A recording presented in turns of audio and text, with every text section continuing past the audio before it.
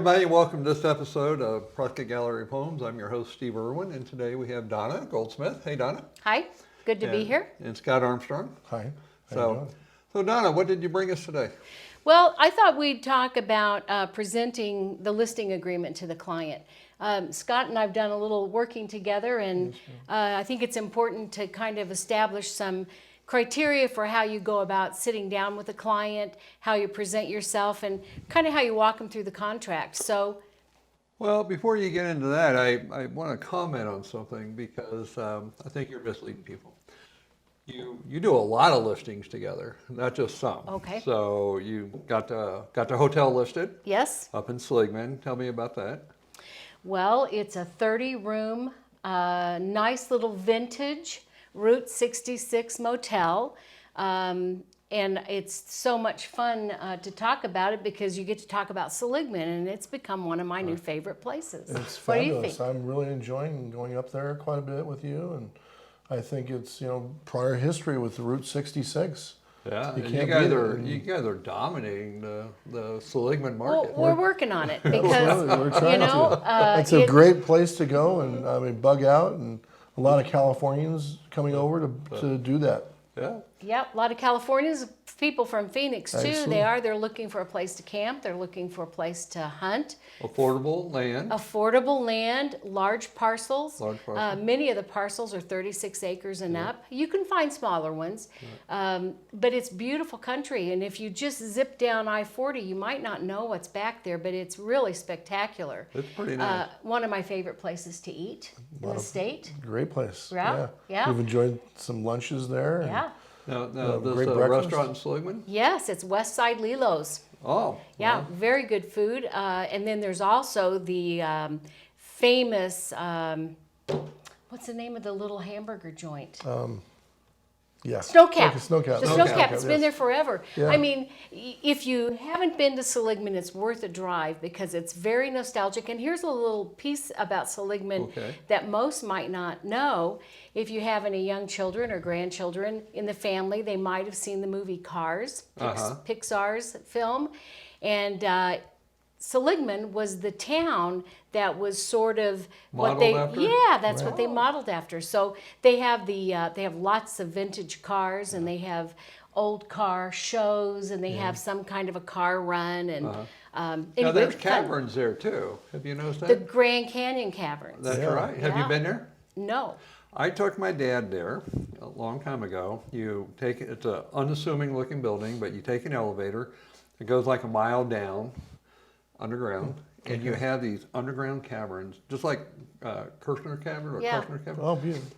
It's beautiful. They have a stockpile of World War II Army supplies Oh. has not been touched since like the 1940s. Wow. And so it's something to go see. Yeah, we'll have to Interesting. take We'll have that to in. go- Absolutely. Yeah. Where is that actually? It's you're just right going off to the main, Grand- right off the highway. When you turn in to go into town, you'll see a little sign, beer off to the right. Oh, interesting. Yeah, Okay. they charge you a little fee to get in, but it's quite nice. That's fabulous. Well, Because some you're of- so close to the Grand Canyon right there too. That's right. I didn't realize this, but there's over 2 million visitors a year that go there. Yeah, the West End. To the West End, yeah. yeah, absolutely. And that's where the Skywalk is. Right, exactly. Oh, Never I been have there not either. done. Have you done that? It yet? looks No, like a pretty neat I thing don't to know do. that I'm walking out on that thing.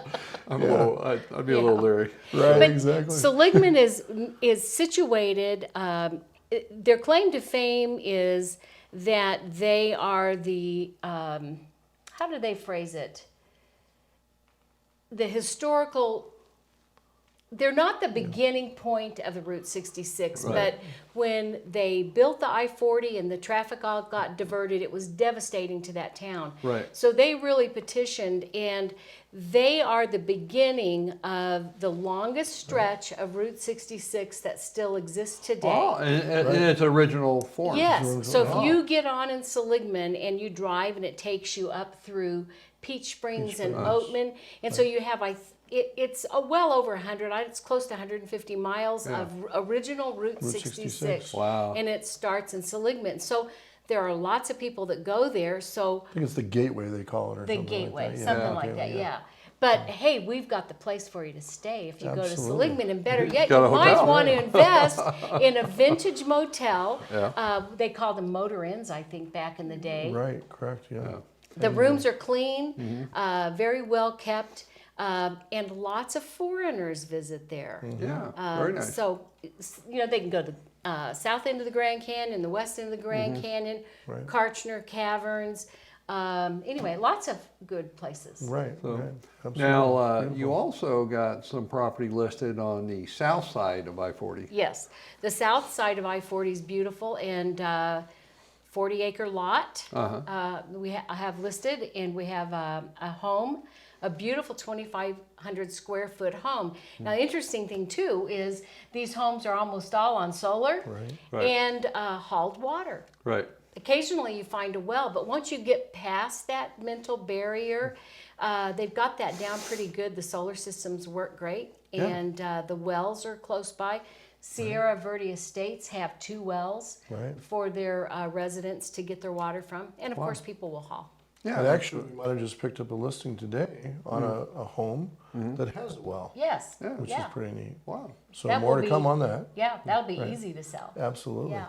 So anyway, we're becoming quite fond of that corridor, and if anybody has any interest in Seligman, lots, houses, whatever, give us a call. Well, and there's not a lot of real estate salespeople in the Seligman area, and you actually, your personal residence is not that far from Seligman. Right. I live on Williamson Valley Road, so I can actually get on Williamson Valley Road. It turns to dirt right about where I live, and boom, I'm not 30 even miles. 40 miles. Yeah. Yeah. Yeah. Well, Pretty good. quick, little Excellent. pretty cool trip. Yeah. That's Yeah. right. We're going there Saturday. That's right. Showing properties to some Californians. Yeah. So, so you brought a copy of the listing agreement. This is the standard contract that all Prescott realtors use, pretty much. Tell us a little bit about what's in your contract and what do you do to prepare for that? Well, what we do to prepare for that was we always identify the property first. And so this particular contract calls out for a residential lot or land, anything like that. A home, I'm not too sure which contract Well, this this is. is a home. It's Oh, just this is a a ref- home, okay. It's just Okay, not one of just a ours, reference, just a okay, good. reference. Right, and so what we do is identify, obviously with the homeowner, typically, we go meet with the homeowners, find out all the different things about the home, what it has to offer for our clients that are going to be purchasing or selling. And we just do the rundown with them, and it's a pretty simple form, really. Takes about 5-10 minutes to review. And, Well, it's funny, when I started in real estate, our listing contracts, I believe, was 1 page yes, with about 4 onion skinned copies underneath, one Right. for the client, one for the broker, one for the agent, one for the office. And now we're up to 6 pages on that listing contract, so we've gotten a a little bit longer to sophisticated. review. A little bit longer, Exactly. yeah. Absolutely. So you have the listing contract. What's in it? Well, okay. I think one thing too, you make sure Mm-hmm. you're prepared when you go to a listing appointment, and that's not only knowing as much as you can about the property Mm-hmm. and the homeowners that are looking to sell, but also knowing your Location. contract, location, Location. but also your contract so that when you sit down with them, you can be fluid in explaining it. And then you have to, one thing I learned many years ago is you treat people as if they know everything, Right. but you teach them as if they know nothing. Right. So you never want to be insulting and act like, well, you don't know what this is. Right. But you better know what it is. That's right. So that as you go through the contract, you can offer a good explanation and make sure that any questions they might have, Correct. we answer. Right? That's right. Absolutely. Well, So- and, you Find know, out all the different. A all the big part information. of that is when you go to the appointment, I find that many agents aren't exactly aware of what's going on in the market. And so it does the seller no good if you come in and list it for the wrong price. Exactly. So you have to know what's going on in the market, and you have to have a good marketing plan. So let's walk through this listing agreement you have here. Okay, well, this is a residential listing, so we've got that box checked. And we're going to talk about the exclusive right to sell. Okay. we have the property address, so we want to identify that, and then we also pulled the legal description. And then I'll let you talk about all this in here that we're going to identify. Well, obviously, you go down and break it down to the terms and the condition that the property's in. And then it also calls out for, are you going to convey the washer, dryer, refrigerator, all that kind of stuff. So we have checkboxes for that. Well, that's a good distinction. A lot of homeowners don't realize that if it's physically attached to the house, it usually conveys with the house. Things that are not are considered personal property, like the stove or a freestanding range, a microwave, a dishwasher, washer and dryer, refrigerator. Yes. Right? And so those are all personal properties, and if you're going to add that into the sale or the listing, then you have to identify that. That's right. And so that's a good point. Yeah. Then it goes on to explain the terms of the listing that we put in there. Always, typically, we'll like to take a listing for 6 months or longer, just because of the marketing time that we have to get it into the systems and that kind of thing. Sure. It's an integuous situation usually, so we like to get it all done. And then this goes into the listing price actually, so it quotes the price, which we agree on prior to. So let's talk about that. Right. So when you're determining that listing price, it is kind of nice to know what they think they're going to get for their home, and then educate them on the market. So we always do a report, an RPR, and we take that with us, and we will take the time to go over that with them to make sure that they understand why, when we recommend a price, that's why we recommend it. That's right. Sometimes we have to do a little counter selling on what they think it's worth, and educate them that, yes, maybe you did put a fresh coat of paint, and maybe you think the view is spectacular, but these things are important to you. They may not be important to somebody else. So it's hard to put a value on a lot of those things, right, Scott? Absolutely. Yeah. Well, and if you missed a mark on the price and you do get an offer, it may not appraise if it has to have an appraisal. That's right. Right. So, and it's really not great to put a high price on to try and satisfy them and then have it sit on the market and sit and sit and sit. Right. I used to have a saying a long time ago that it's great to be the second agent on a listing. Yeah. Because then the sellers realize that they overpriced it, the first time. Right. And so you really do get a better purchase offer if it's positioned on the market correctly in the beginning. And it's not a bad thing either to explain that everybody wants to feel like they got something. Right. So the sellers want to make sure that they feel like they got a pretty good price. That's right. But the buyer's going to want to feel like they got a They got a good good deal. deal. Right, absolutely. So yeah, so you kind of want to set the stage of, we want to all be really realistic here. And of course, as sellers agents, we're going to do the absolute best we can to. I messed with the microphone, didn't I? Well, you just touched it. Oh, okay. So it's fine. But anyway, okay. it's important to establish that. I think that the home's worth what somebody's willing to pay for it. Well, and you bring up a point I think we didn't mention before, is that when you do this type of employment agreement, a listing agreement is an employment agreement, that you're actually saying that you're only going to work for the seller. And you have to work to the seller's best interest. And I think a lot of buyers are not aware that the listing agent works just for the seller. Right. There are situations where they can work for buyer and seller, but then you're not working to the best interest of anyone. You just have to be honest and open, and disclose what you know. But this particular agreement is just for the seller, saying that not only you, but all the agents in your office are working for that seller. Correct. So.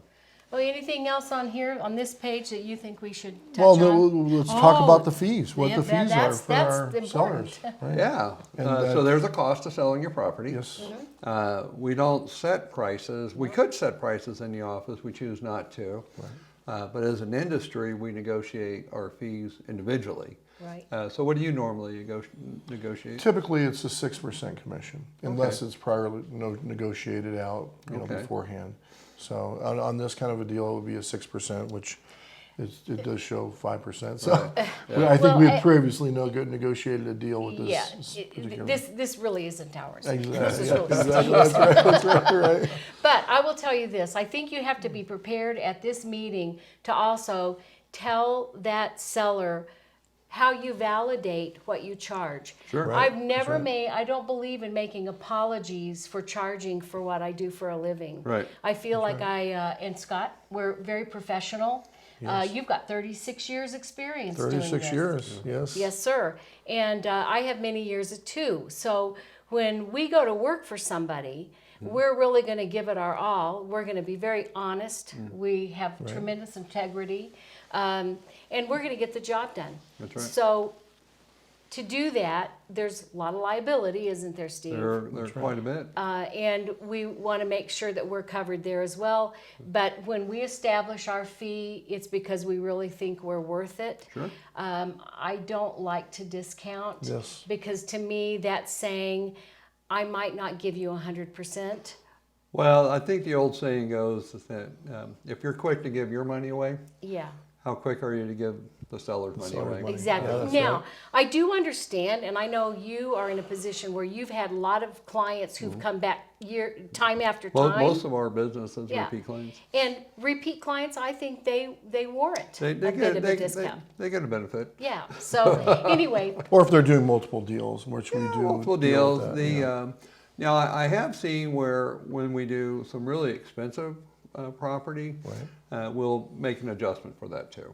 That's right. So it just has to work for everyone. exactly. So- So Now the other thing is what do you do with that whole commission if you have another agent involved?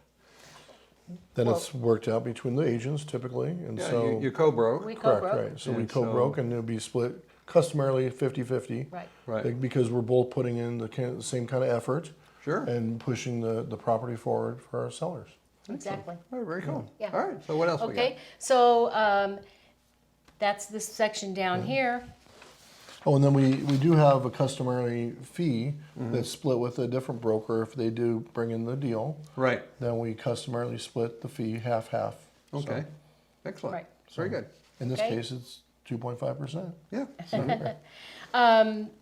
Okay, so we talk about some other things that they need to do, like the disclosure, seller's disclosure. That's really important. We talk about that there will be a form for them to fill out on that. Not at this moment necessarily. We typically leave it for them to do. So there's some seller responsibilities.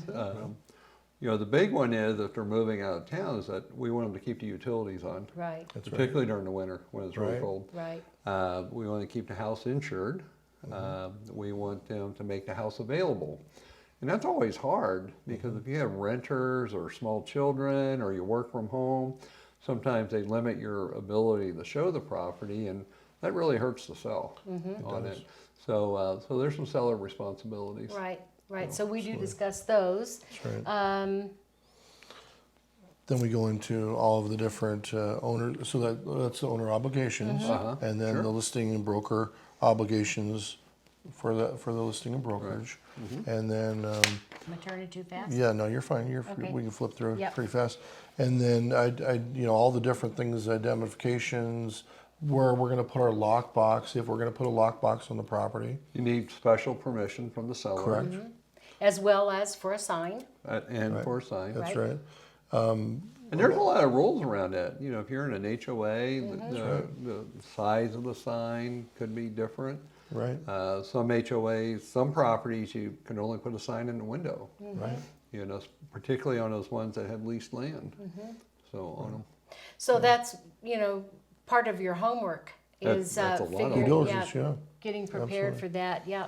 We also want to know if there's a home warranty that the seller's willing to cover or half, but there's a section there to fill that out, so we do discuss that.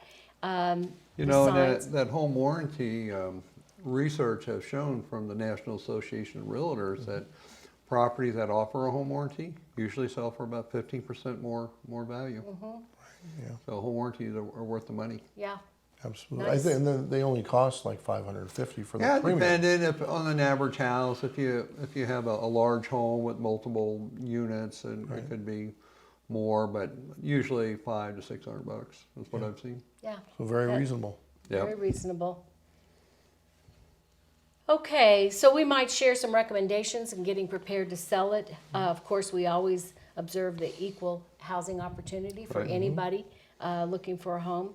And then we really, there's a lot of legalese, and we always want to give them an opportunity to read that and not rush them through this contract, because it is a contract. Well, and one of the things that changed recently, it used to be that we had to give them a copy of their contract as when they sign it, and now the department came out with a ruling that says as soon as practical. Okay. And so that means usually we get it signed and we email them a copy that day or the next day. Okay. Let's see. Probably then we're back to the signature Signature page, and once that's signed, we're ready that we can start the process of getting it on the MLS. There's some other forms that do need to be filled out, like the input form, but this is the contract. What else? Correct. Oh, there's a little spot in here that gives all of the different things that you might be, this one explains that there's commissions payable to the seller, leasing agent, blah, blah, blah, management. So there is a little section where you can disclose certain things. All the that are costs involved. Exactly, so. So now, because we're a member of the National Association of Realtors and the Arizona Association and the Prescott and many others, once this is signed, our policy is it's supposed to be marketed in the MLS within 24 hours. That's what our office policy is. Our association has a very similar policy. So once this is signed, we should be ready to go. If they're not ready to put the property on the market, then there's an exclusion form they fill out and complete, and then that can give them more time if they need it. So, but when you do sign the listing, you should be ready to go. Right. Yeah. So that's it. That's it. Excellent. Well, that's actually pretty easy then. Yeah, It's it pretty is. easy. Yeah, it's pretty easy. And What are some of the things that you want to tell a homeowner to prepare for to get their house on the market? well, I would prepare them by saying, the more you can do to make your home presentable, the better. Wouldn't Declutter. you say? Declutter. There you go. Yeah, especially if you've been in the home 20 years, you tend to collect a lot of stuff. That's right. Right, and so if it looks cluttered, people can't see the bones of the house, is what we say. So declutter, clean, curb appeal is really important. I seen a listing, we had an appointment to go show, and the buyer decided not to go in because of the curb appeal. Right. Right. And even though the house was beautiful on the inside, couldn't get past the curb. Right. So curb appeal, declutter, clean, make And it then presentable. some really nice photos. Right. And we do have somebody that is a professional photographer. Sunshine. Right. Those are Yeah, great. I use Sunshine personally because she does a great job. Right. She does the drones, the videos, and HDR photos, so she does really nice. And there's other ones that we've used too over the years too. But photos sell a house because of the whole pandemic thing, and that people love looking at the photos and videos online. Right. And again, preparing for those photos is important because you don't want clutter in the photos That's or an right. unmade bed or pile of laundry on the floor, even though we all have that happen in our own home. The photos can sell that. So if they've seen beautiful photos of the home, Right. but they catch you on an off day, they're more forgiving if the lawn hasn't just been cut Right, or there's some manicured. dirty dishes in the sink. Yeah. You want to make sure that all your light bulbs are all been changed out if there's any blank ones. Air filters, So, yeah, a air lot of people filters, right. overlook that, Yeah. but I've had clients look in air filters. Yeah. Yeah. And so, well, very good. I appreciate that. So Thank you. It was great opportunity to learn a little bit about our listing contracts. Nice to thank be you. here. Thank you. Thank you. All right, thanks. Thank you. All right, thanks everyone for tuning in to this episode of Prescott Gallery of Homes.